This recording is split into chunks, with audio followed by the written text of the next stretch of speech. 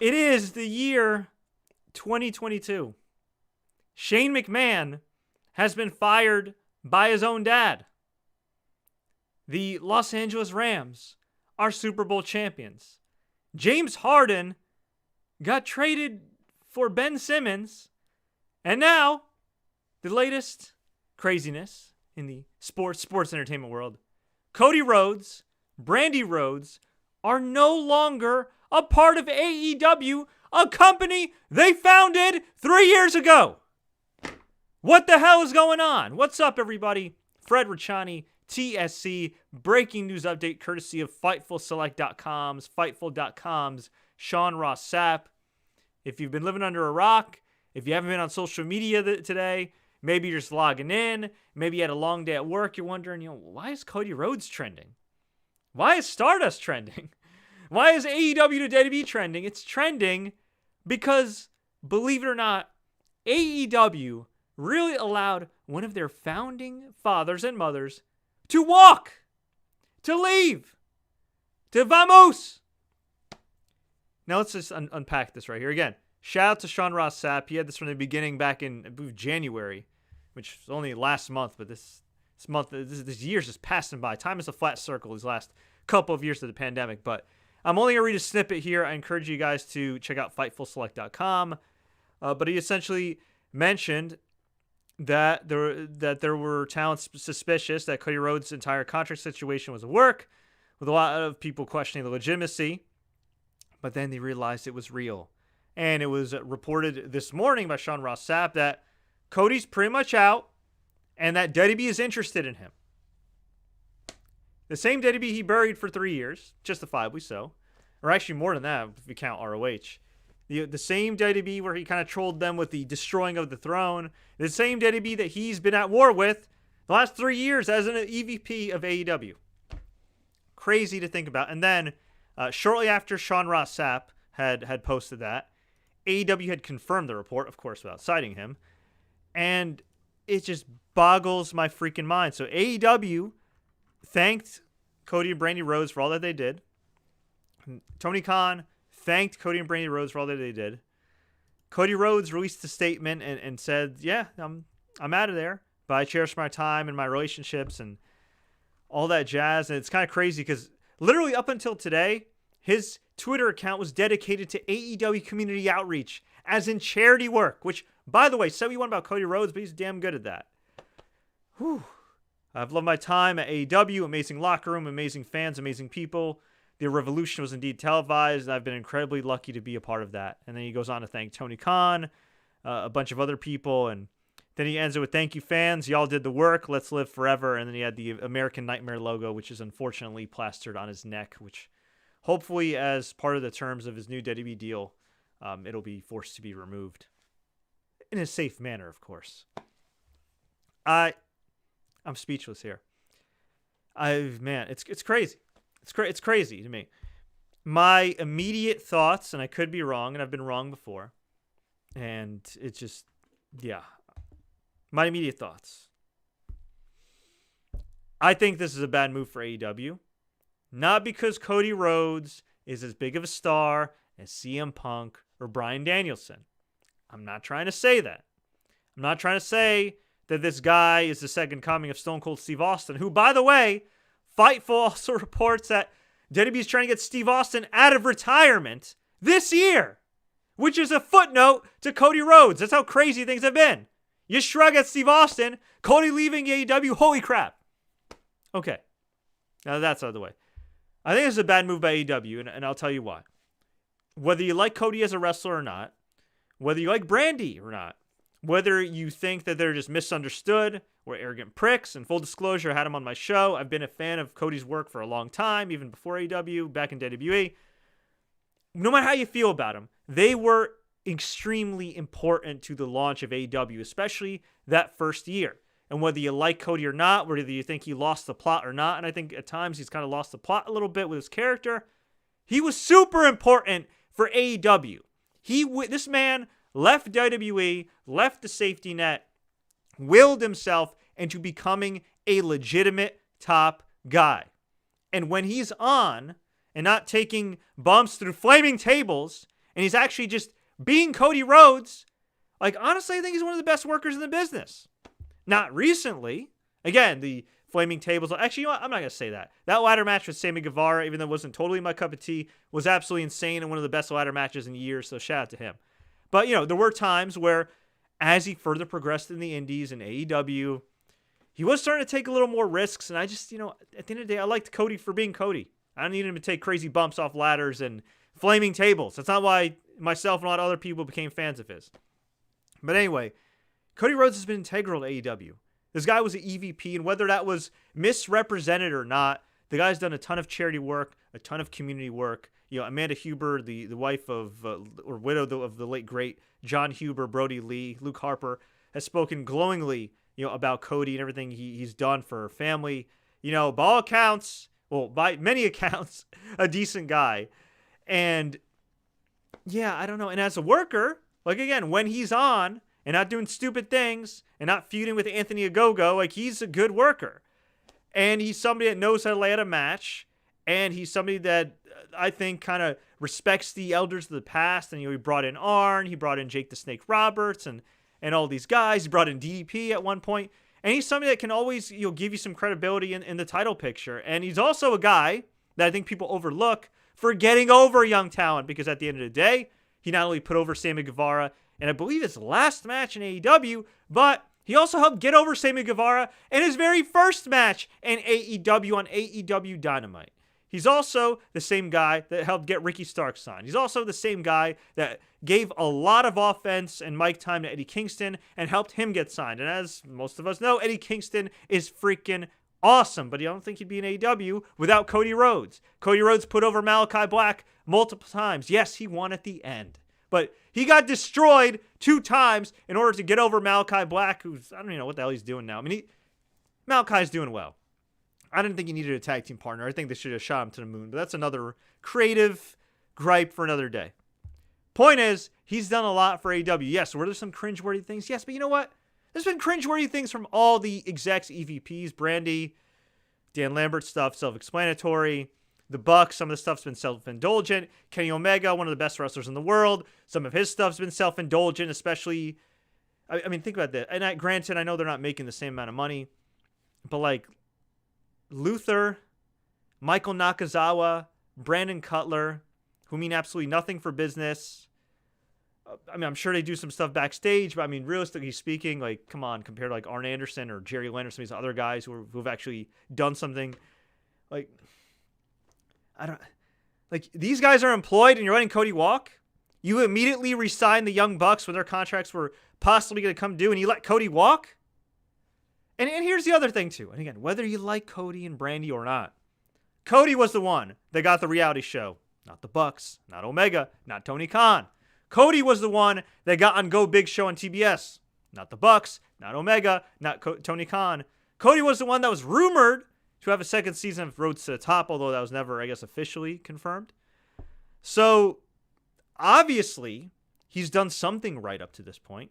Obviously, for as arrogant as he might be with some people or distant within the locker room or whatever, obviously he connects with the TV execs at Warner Media. Otherwise, why would they give him a reality show? Why would they put him on Go Big Show? Why would they put him on for the second season, which is currently airing right now? Because obviously, the man is doing something right.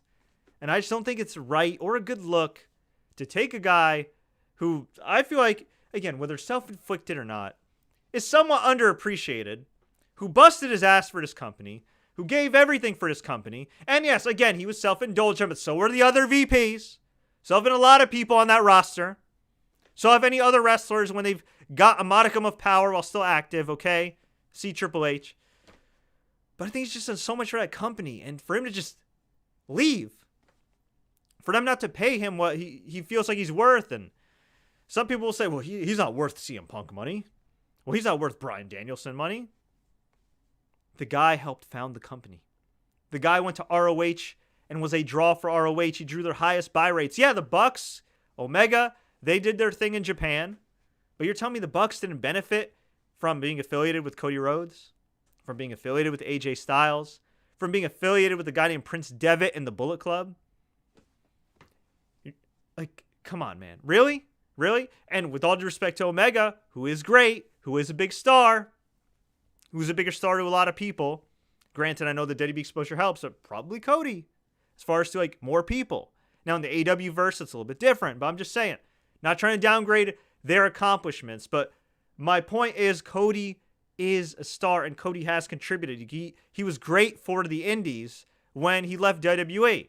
He was the guy. I know it's cliche and you hear it all the time, and he even said himself, but for real, he kind of low-key built the Forbidden Door. Like, it was him. Then, to a much greater extent, it was Jericho with the Omega match. And, Jericho might not come back. It's crazy stuff. So just let this guy walk. Okay. You could have reeled him in. You could have said, you know what, man, maybe we don't need to have, flaming tables. You could have said, you know what, man, maybe we don't need to have this feud with QT Marshall that nobody cares about, in a South Beach strap match. They could have said, you know what, Brandi, maybe we don't want you to feud with Dan Lambert. That's probably not a good idea. That's probably not a good idea. Let's not do that. But that would take a person in a leadership position to be able to sit down and converse, not confront, as Jim Ross has said, and just say, hey, this ain't working. Let's tweak things. Cody Rhodes, again, at his best, is an awesome pro wrestler, not a spot guy, not a flaming tables guy. You could have reeled him in. That's what part of being a boss is. So yeah, a lot of crazy stuff. I guess, again, I'm not an insider or anything. I know a lot of people, obviously, being around for a long time and previously working in the TV industry. And I guess technically, independently, still working in TV. And I've interviewed, AEW stars recently and stuff. A couple people were up in my DMs. Again, nothing confirmed, but, whatever. I'll just share these. So one person here who's friends with a lot of talent there said that Tony Khan pretty much does everything. So I had been conversing with this person about, like, Cody leaving, do any of these young guys even talk to Cody or any of these veterans out there? And this guy said, no, the agents, well, they do some stuff. It's mainly Tony Khan. And I can't help but think that, like, if I was a billionaire or the son of a billionaire, why wouldn't you delegate? Part of having $1 billion is to do whatever you want. And running a wrestling company, if you're a billionaire, might be fun to an extent, but, like, shouldn't you delegate? Shouldn't you trust some other people with the creative process? Like, it's almost like they've mismanaged the football, with all due respect, but it's almost like they've mismanaged the football team or something. It's almost like they let Byron Leftwich walk and kept Trent Baalke, for any football fans that get that reference.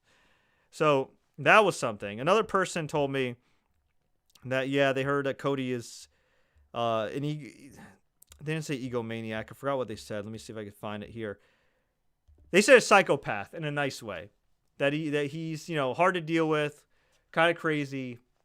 But the flip side is that he is a very hard worker, and he is very dedicated, and he is somebody who busts his ass. So it's like, it's a tale of two coins, right? Still, man, I would not have let this guy walk, okay? Personality clashes and all, I wouldn't have let him walk. And unless he asked for a number that was so obscene that, even a billionaire couldn't justify it, then okay, let him walk. But my God, what? Now, as far as going to WWE, I think we know where this could go. He'll get paid a lot of money. He'll go to WWE. And he'll get buried. Or maybe he'll get a nice little push at first. And then they'll find a way to embarrass him because he left the company that originally brought him in.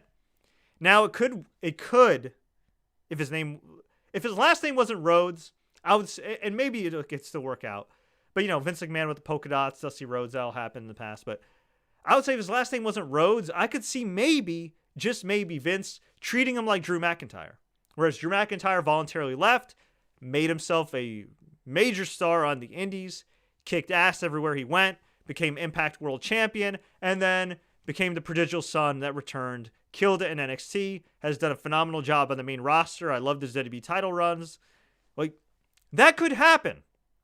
But last time I checked, Cody's also not 6'5", and while he's a great-looking specimen, he's not the size requirements that Drew McIntyre fills for Vince McMahon.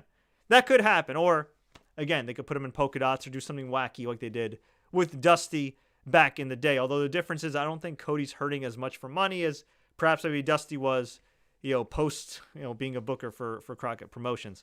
Let's get to some of the comments here. I have a question. Do you think we'll get Legacy versus Bloodline? Yeah. I really have no interest in seeing Ted DiBiase Jr. anywhere. if you don't know and you could Google it, you can Google his name and Brett Favre's name, and you will find a story of him allegedly, along with his brothers, allegedly laundering money from the state of Mississippi, and yeah, essentially stealing welfare money and government money and money that needed to go to people that actually needed the money. So F. Ted DiBiase Jr. for what he allegedly did. Not trying to get sued here. But he can kiss my ass, and hopefully he is having a terrible day somewhere, along with his allegedly scumbag brothers and family who stole money, along with Brett Favre, who can also kiss my ass. Do you think we'll get Dashing Cody Rhodes or American Nightmare? Oh man, that's a great question. I mean, we might even get we could get Stardust. I don't want Stardust back. I feel like this is kind of a missed opportunity by WWE, though. You could have done the 3 faces of Foley with this guy. You could have had American Nightmare Cody come out with the music, which I'm pretty sure he has the rights to, with Downstate, or Downstraight, whatever their name is, the band. You could have had him come out afterwards as Stardust. No, you could have done American Nightmare first, eliminate him. He could have came back as Dashing Cody Rhodes, or the evil Cody Rhodes with the mask from back in the day. Eliminate him, and then he could have come back as Stardust, and it would have been fun, and that would have been like a kind of cool cameo thing. No, it wouldn't be the same impact as AJ Styles debuting in 2016, but it would have been fun for the fans, especially because that Royal Rumble was awful, just awful. It led to Shane McMahon getting fired. That's how bad it was. So, yeah, why not? Everything's on the table. I would love to see him inserted into a world title program immediately, because this is a huge acquisition. Think about this. This is the first guy to go from AEW to WWE. Think about that. From AEW to WWE. I know they had that kid. I forgot his name. I think he's British. He trained under Seth Rollins. His name escapes me because I feel like they just put him in NXT UK, and I never watch NXT UK. So he might as well be in, the witness protection program. But I remember there was a guy, is Ben Carter his name? Whatever. Some kid who was really impressive on AEW Dynamite or Rampage or whatever. And then, the next week, WWE signed him. And he was, one of Seth Rollins' kids. So there was, that defection, which didn't really count. But as far as, a guy who's been with AEW, who's known as an AEW guy, to go to WWE, and for it to be an EVP, and for it to be Cody Rhodes, the guy who banged that AEW drum louder than everybody. My goodness. What can you say? That is a huge coup for WWE. So I think they don't need to do anything. But, man, I think they really should push him strong at first. If they're going to do title versus title with Brock versus Roman, then you know what? Maybe instead of putting him in a title picture, put him against Damian Priest. Why not? He's actually younger than Damian Priest. And I believe they did work together in ROH as well when he was Punishment Martinez. And they are both familiar with each other because also Cody Rhodes has a relationship, or has his own school actually, with Nightmare Factory, which I'm pretty sure still has a relationship with the Monster Factory in New Jersey, right in my neck of the woods, where Punishment Martinez, Damian Priest, was not only a trainer, but a wrestler there. So, hey, why not? I mean, I think that'd be a hell of a match. And American Nightmare, for better or worse, he's still got the neck tattoo. He could hold on to the U.S. title for a while. And look, say what you want about WWE booking. A lot of it's been pretty terrible over the years. But if there's a couple things that WWE has done right, even unintentionally, one of them is the push of Damian Priest. And the other is the U.S. title. Bobby Lashley won it. He was a great champion. Riddle won it. He was a decent champion. Sheamus won it, and he was a hell of a champion. And then Damian Priest, he's been a champion for almost a year now. He's been fantastic. So, yeah, why not?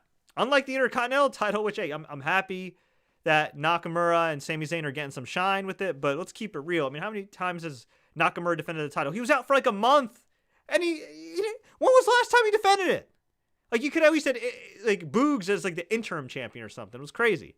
Whereas the U.S. title has been defended week in, week out, and look at the guys that have held it. They've done pretty well for themselves. Again, Riddle, Priest, Sheamus, Lashley. So there are worse things in the world than feuding with an awesome wrestler like Damian Priest, for the U.S. title WrestleMania. And I'll actually probably enjoy that feud.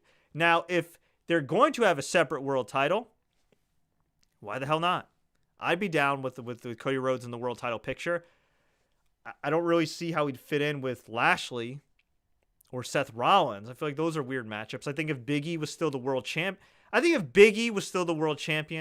would have been better, because you could do like some type of invasion angle.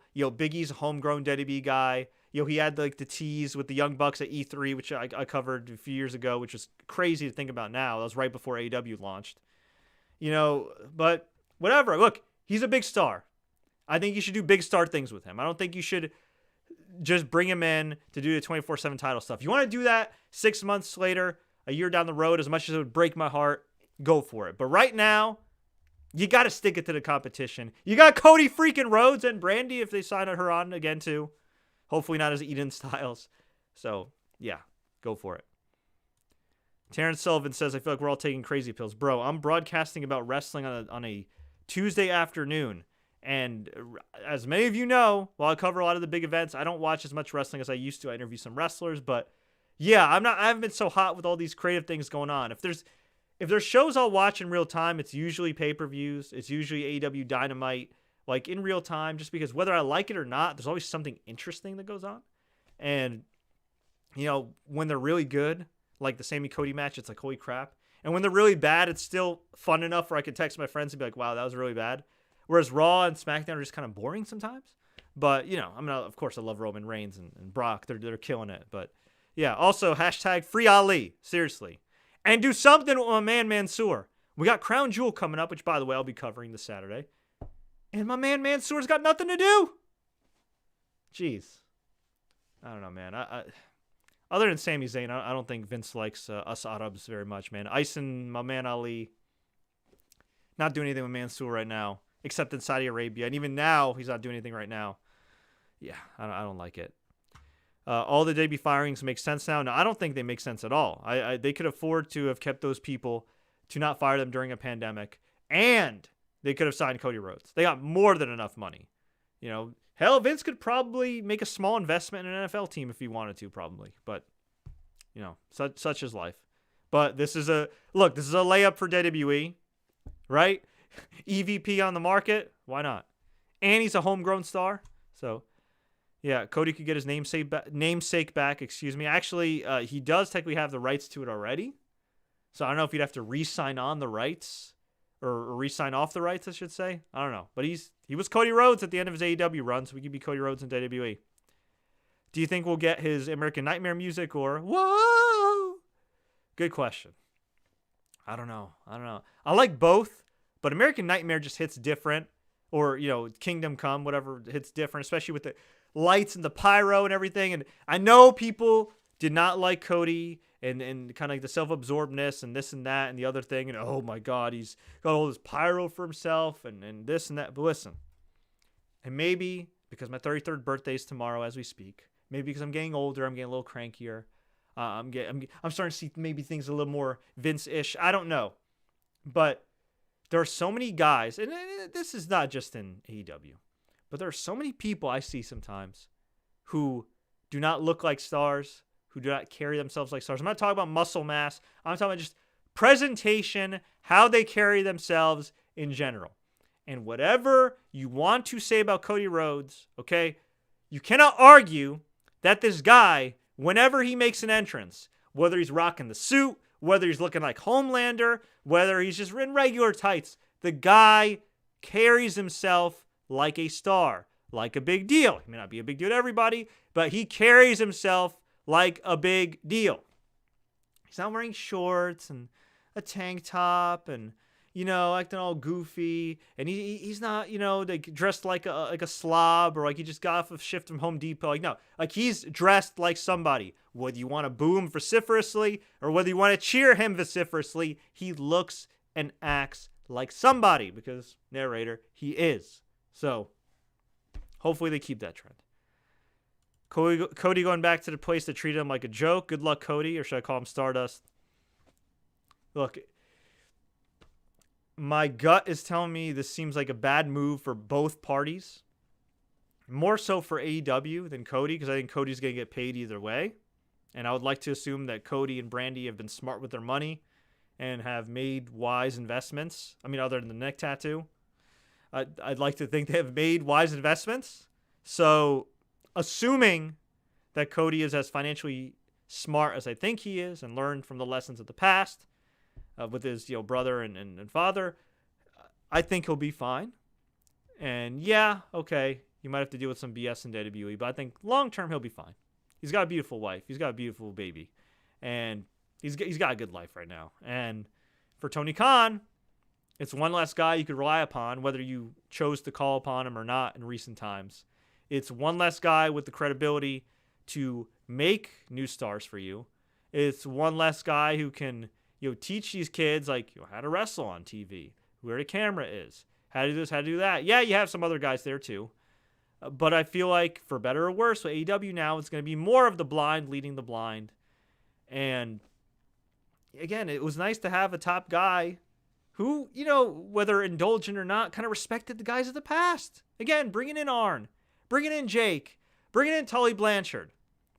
And, when I saw an interview that Billy Gunn did recently, and I can't believe I'm agreeing with Mr. Ass of all people, but Billy Gunn's saying that a lot of these kids are not going out of their way to talk to Dean Malenko, are not going out of their way to talk to Jerry Lynn, are not going out of their way to talk to Arn Anderson and Tully Blanchard. I'm not saying you have to take advice from everybody, but as some of you know, I interview a lot of actors these days. I've had so many actors tell me that some of the coolest times that they've had is learning from people like Mahershala Ali or Denzel or whoever that they get to be on set with and just watch like a masterclass. I can't imagine being a young wrestler and not going up to Jake the Snake, the Four Freaking Horsemen, and getting some feedback. But no, let's go to Michael Nakazawa or Brandon Cutler or I don't know. What other bums do they have working there backstage? It's crazy. It's crazy. Anyway, that's my thoughts. I had a lot on my mind. As you know, I am a Cody fan. But, I am also critical of him too. And, yeah, I hope it works out for him. I think it will financially. Hopefully it works out creatively. This is crazy times. I'll get to one more comment here. Eddie says he knows what's best for him and his family. Also, WrestleVote stated that WWE and Cody Rhodes have an agreement. Well, I would hope they have an agreement because why in God's name would you leave without an agreement, right? Why would you screw yourself over like that? I'm sure they do. So, yeah, what can I say other than, hey, congratulations to Cody and Brandi Rhodes. I am grateful for the memories they gave us in AEW. There would not be an AEW without them. There arguably wouldn't be a Forbidden Door without them. And they did a hell of a job. And whether people want to give them the credit or not, I will give them the credit. They did a great job. Were some things cringe? Yes, they were. But so were the other VP stuff too. They did a great job. Cody had some great matches. Again, ending on a high note with that Sammy Guevara ladder match. Fantastic. And as for AEW, well, we'll see what happens. My guts tell me I don't like this at all, and this sends kind of a wrong message. And yeah, I don't know. It just sends the wrong message. For every Keith Lee, they sent a bunch of other people that maybe aren't TV ready, and they could have just re-signed Cody. And they got the money. It's not like they don't have the money. I don't know. I'll keep it classy. I'll just say I strongly disagree with Tony Khan right now. Also, he should apologize to Big Swole, but that's another story for another day. Until next time, everybody, if you enjoyed this update, please like, share. Don't forget to subscribe and turn on notifications for more updates, for more interviews. I got a lot of interviews in the works right now. If you're a sports fan, if you're an entertainment fan. And as I mentioned, I'll be covering Crown Jewel. It is Crown Jewel. No, Elimination Chamber. Jesus Christmas. Elimination Chamber. The Crown Jewel of Elimination Chamber. This Saturday, we'll also be doing coverage of Bellator MMA as well. So stay tuned for that. And until next time, as always, enjoy the matches. And oh, by the way, I'll link it in the show notes and in the comments. Check out my interview that I conducted with Cody and Brandi Rhodes a few months back. It might be very telling in retrospect. As always, enjoy the matches and in the land of American dreams. Be an American nightmare. I don't know. That sounded cool to say at the